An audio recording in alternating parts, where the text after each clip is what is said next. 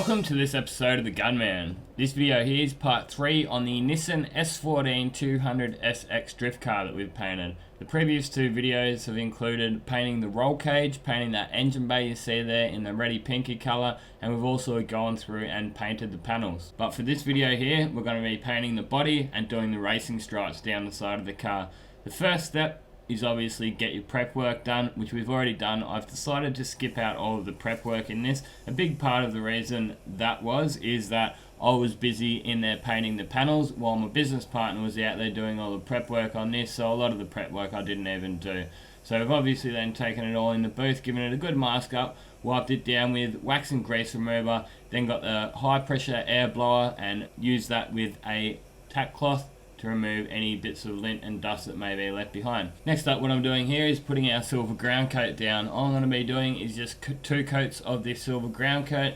It's basically being used as something to give me better coverage for the couple of colours that I'm going to be putting down. So I'm putting down the blue and the green, and we also decided to do a candy yellow racing stripe on it too. So basically, if I didn't use this silver ground coat, I would be putting coat after coat after coat to get coverage with the green and the blue and also that candy, because they're very transparent. They really do actually not give 100% coverage, so you're actually seeing through that green, blue and yellow to this silver, which is also going to make it a bit brighter. It's really going to make that color stand right out in the sun. It's pretty important when you're doing stuff like this. It's basically effectively a 4-stage color. So I'm putting my silver down, I'm then doing my color, and I'm then actually putting down a intercoat mixed with some hologram flakes and a little bit of pearl, and then over the top of that I've got my clear coat. So it's pretty important that you get your application right. And it is possible to do this kind of stuff with the panels off the car. As you can see in this video, if you hang right around to the end, you'll be able to see that I got the exact same effect from the doors to the guards and the quarter panels to the boot lid without actually having them hanging on the car. If you're a bit worried about it, yep, you can spend that extra time on painting the inside edges of your guards and then put them all on and put all your panels on the car to paint them, but it is possible to do this way with good results, as you'll see in this video.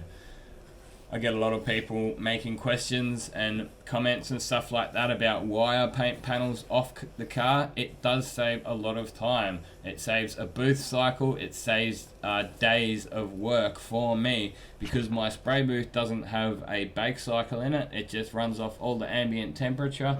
I have not much of a choice sometimes but to do it like that. But anyway, we'll move on with the job. I'm up to the masking stage now. We had basically a artistic license when doing this. He told us he wants the front to be painted blue and the back to be painted green, and apart from that he didn't really care. It's he just wanted something loud, and he wants something that really stood out in the drift scene, because most drifters' cars get banged up and stuff like that, and they just got pretty boring standard single color paint jobs on them. So we basically gave it to him, and here we are just in here. We're just starting off by getting our first line, the lower line, right, and we changed our mind a couple of times through the job and exactly how we were going to do it. I had sort of a idea in my mind that I thought I was going to do, and it seems that my business partner had a bit of a different idea, so he kind of changed my mind, and we kind of had a little bit of a stuff up, I guess, but it was pretty easily fixed. So I had the idea to put, say, 3 or 4 lines, so it would go from green and obviously blue at the front, but then in between those lines it would be sort of stripes. My mate decided the masking would be a bit tricky to get the lines exactly even spacement, so what we decided to do, we'd just do a bit of a line on a separate angle. But for starters, we've just got to mask this first line off, get the entire front of it blue, and then we'll continue on with our next line masking. Had I have thought about this a little bit longer, because it sort of changed from my original plan, it made it so that I lost my train of thought. I would have gone about it a different way if I was to do it again today, but not to worry, we got around it without too many major stuff ups the end result is something that looks quite nice. So as you can see there, I've just sped the video right up again, just to 4x speed, just to continue on to get the video finished off a little bit quicker for you guys. And next up, we're going to be putting that blue on. Again, I'm using the DeVilbiss SGK 600BV 1.4. Great gun, this one. I've been using it for about 3 or 4 months now. I originally just bought this gun because it was a reasonable price gun. It had a DeVilbiss name on it, and I thought I'd just do a few reviews with it. As it turns out, it's now my #1 go-to gun. I use it all the time. It's great for clear coat, great for base coat, great for just about anything that you want to paint. Apart from any of the thicker primers, you can use sort of sealers and stuff like that if you're using a non-sanding or a wet-on-wet primer. But if you want to go and use a primer filler, I'd probably recommend getting a bigger nozzle. I'm pretty sure they do come out with a 1.8 or a 2.2mm on them as well, but I'm yet to use one of them because I already do have another primer gun which serves the purpose just fine, and I'll actually be using that later on for the final stage in this video, which is putting those hologram flakes over with the intercoat and pearl to finish the job off. So there you go, just put 3 coats of this blue down. Just obviously, as I said before, make sure you get those passes nice and even, and you get exactly the same amount on as you did on your other panels, and you shouldn't have any color difference at all. So just that last coat is just a bit of a tech coat. It's going to take half the time as the other coats. It's just sort of a bit of a medium wet coat just to get that metallic to stand up nicely. You don't want that metallic going on too chunky or anything like that. So I usually like to get that pressure up a little bit. Some people find that it works for them if they turn their pressure down on their last coat, but hey, just see what works for you, and if it works for you, go with it. Results are what we're looking for when all is said and done, and if you're getting the results, well then who am I to tell you what to do? So that's the blue all down. It's looking quite nice, laying down really nice, looking nice and clean as well. I'm just going to unmask that when it's still fairly fresh. You can do it either way. I've had good results unmasking when it's fairly fresh, and also when it's dried off you can have great results with unmasking as well. But sometimes if it's a big thick clear edge that you're doing, then you might want to unmask it when it's still fresh. That's what I usually do anyway. However, for base coat, I could have left this for half an hour and then unmasked it. It wouldn't have made much of a difference as long as you're using that nice vinyl masking tape. So we actually on this job we use the car system masking tape. We tried saving a couple of bucks by getting it, and it worked just fine. I found it wasn't actually quite as sticky as the 3M stuff, so it sort of wanted to lift up a little bit here and there, but we just made sure we pushed it down and it worked out just fine. Didn't have any creep through. So next up, we've let the entire thing dry right down. Just went out, had my lunch, and just forget about it for half an hour. I left the fan on in the booth. The airflow will help dry out that paint. I've heard that when you're masking stuff like this, so off your fresh base coat, you can't do it with water-based paints. I was actually watching one of the videos from the Refinish network. He's got loads of cool vids, and he said that the reason he was doing this second color, like the lower color in solvent base, is because you're not able to mask off water base. I'm not experienced with it. I've never tried doing it, but yeah, it may peel off. You may get bleed through from your paper or something like that. But yeah, just something to be aware of and something to be careful of if you are to do something like this. Maybe ask some questions, ask about the community. Anybody, be sure to smash a answer down the bottom if you guys already know the answer to that. Is that correct or not? But next up, what we're doing, this second line here, we're just sort of masking it on a bit of an angle, so it's not actually parallel to that other line. This is my mate's idea of probably making it easier to not show up. So if we were having 3 or 4 lines go from blue, green, like I was mentioning before, those lines would have to be quite nice and even. However, my mate's just like, hey, if we just do one stripe down there, it's going to be a little bit more forgiving if you don't have it exactly lining up with it. Turned out it looks quite nice in the end, but an idea that definitely wasn't the best idea was just to fade the blue into the green, because the nature of these two colors, we just thought maybe it would look okay with the green over the blue. It would be like a greeny blue and it'd sort of fade in, but it didn't work out. It looked totally crap. So we had to decide to use some candy on that center line. And if we had originally planned to do it with that candy, I wouldn't have done it this way. I would have left that silver down there, then put the candy on, and then unmasked it to do the green after. But not to worry, it wasn't too big of a deal in the end. But there it is, masked up anyway, ready to put that green on. I actually think it looks quite cool just with the blue and silver line down there. That'll be a pretty cool colour scheme just by itself. But what this really does highlight when you see me putting this green down is how much you're actually seeing through that colour. Because I only did 2 coats with the green, you're really seeing through to that silver ground coat that we put down first. If you guys really decided you like this green, the closest I can give you guys to it is Holden Manufacturer 609R. Now, that's called Atomic Green. It's not exactly the same as this colour. I did mention it in a couple of the other videos, but we were given a basic guideline with the colours. We then basically made it up ourselves with our paint system. I just had a quick look at the formula, had a look at the pearls and the colours that were in that Holden Atomic colour, and then made my own. So it is a little bit different, but if you did want to find this green at 609R, I cannot tell you anything about the blue. I just totally mixed up by eye. And that yellow candy, that was a DNA Sunrise Yellow candy in a concentrate. So I just got a little 125ml bottle of concentrated candy.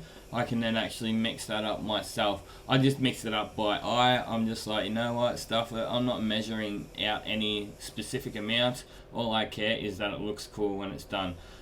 So yeah, basically you can see that I've got all that green cover, but then it didn't quite look right over that blue. It just went really dark.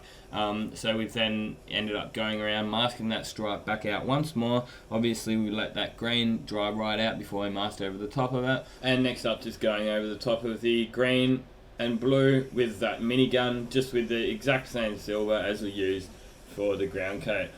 Main reason I used the minigun was for overspray, less chance of getting too much overspray. But when I put the candy on, being that it's a decent sized area that we're trying to get covered, I decided I didn't want to use the minigun because there'd probably a little bit higher risk of getting it patchy. So with a bigger gun, it's probably obviously got a bigger fan, and you'll be able to get it on nice and wet. So basically with the candies I found anyway, you want to get that coat on nice and even. If you paint it like a normal base coat where you just go and put medium wet coats on, it will go patchy and uneven. And I've also found as soon as it goes uneven with a candy, it's hard to bring it back because it's there, and they're dyes, so they're not pigments like in normal paint. These are just dyes, and they're actually designed to be see-through. So as soon as you get that uneven, bang, that's it. You might be able to hide it by putting a few more wet coats, but if you really being quite picky, you will still be able to see it. So just make sure you get those candies on nice and wet right from the start. It turns out that I must have mixed this up quite strong, because all I even needed was just 2 coats. When we were doing the DNA training course, it was sort of 3 or 4 coats of candy was what we were using. But for this job here, I just got really great coverage after 2 coats. So I'm not basically going and wasting more product. If it looks good, it looks good. That's all I need. You can basically tell straight away if it's got enough candy on there as well. And you'll move on to the next step. Again, I let that candy dry out for a good 20 minutes, half hour, then unmasked it, and then we moved on to the next step, which was the clear intercoat mixed with the pearl. Just going over that, making sure it is nice and covered, just patching those spots up while it's still wet rather than letting it dry out, because then it's going to go a bit blotchy. You can see from one side to the other, this is a coat that's just got 1 coat on it, the side that's just got 1 coat on it, and that second coat's bringing it up quite nice. I really do like candies, and the DNA have got a totally awesome range. I've got their colour book there. I might even just do a bit of a review on that colour book and just have a flick through it to show you guys. I'll get it out in the sun or something like that.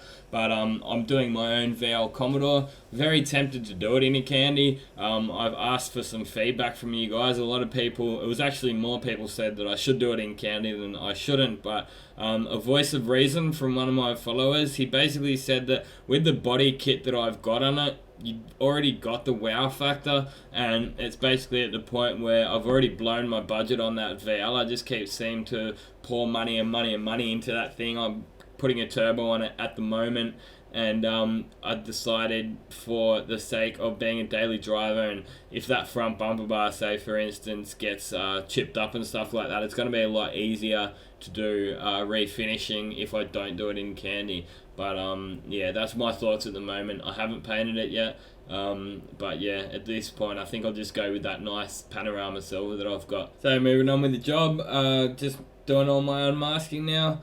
It's turned out hadn't got any real creep through. As you can see on that door, you can see where we've masked the lower section, because sometimes if you're masking through stripes through a door line and stuff like that, you can have it go in the door and then come back out the door. That's why we put that piece of masking tape along the line of that door, stop anything from coming out, and it worked quite well. Didn't get any peel back, didn't get any sink in with the tape or anything like that, because we observed our drying times. All in all, it's looking quite nice, and I'm happy with the stage we've got it up to. And as I mentioned just before, the next stage is getting the final intercoat on, which is mixed with a bit of Sunbeam Pearl in the Metalux range, Intercoat, FX Intercoat from DNA Paints, and then we're using a bit of the hologram flakes, so the 200 micron hologram flakes that you can see me mixing up here. Now, when using anything that's got flakes that big in it, don't use a paint strainer, because they're just going to get caught up in the paint strainer. And I also decided to use the Ergunza AZ3 1.8mm. So I just wanted to use a primer gun, because they can sometimes, those flakes can get caught up and sink to the bottom. So you really do want to be quite quick as well. You notice I just went straight in the gun.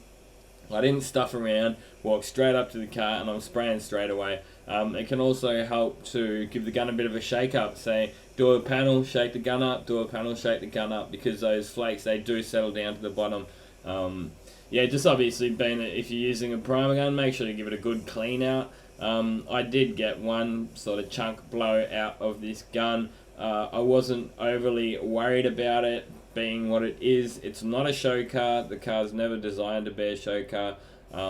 And as it turned out, I'm actually glad. Anything that this customer wasn't happy with on his car, I would be very happy with. At the time, I was obviously trying to do my best, but turns out that the owner turned around and didn't want to pay us the full price that we agreed on at the start. We ended up just deciding it wasn't even worth arguing with him about it. He still did pay us for it, but just, yeah, we basically did half a week's worth of work, or 3.5 days worth of work, and really made stuff all money. We were already doing him a good price, and he still didn't even pay that. But either way, I've moved on. I'm sure he's moved on. We've learnt a valuable lesson in our business, the kind of customers that you even want to work for, and agreements and stuff like that. But yeah, I had a great time doing the job. Me and my partner definitely took some pride in this job. Hey, if we really wanted to take it to the next level, we could have flow coated it, but the job really didn't warrant it. It is just a drift car. It's just going to be driving around the track drifting, and it most likely will get beaten up by some tool. Probably the owner is the tool I'm talking about. There you go. I'm not even going to get involved in his name. It's not worth. I'm not out there to slander people. But hey, if you see this car around, you'll probably know that I painted it. Those hologram flakes really do look pretty cool. The video doesn't do them 100% justice, but yeah, in the different lights they turn different colors. So each flake is multicolored, and they catch in the light from different angles. I put this footage in here because this was the stage it was up to. After I finished painting the body of the car, I came out and these panels were in the sun. So the next video on this car, I've decided I'll be just doing one video for the clear coat. I'll also be using the same gun as last time, which is the Starterjet 5000B RP. Again, it's a pretty cool day. We do have a bit of sun out there, but it still was pretty cool. Cold by Perth standards anyway. Anything below 20 is cold in Perth. There you go. Check out these videos if you haven't already seen them. Thanks for watching, and this has been another Gunman production. Goodbye.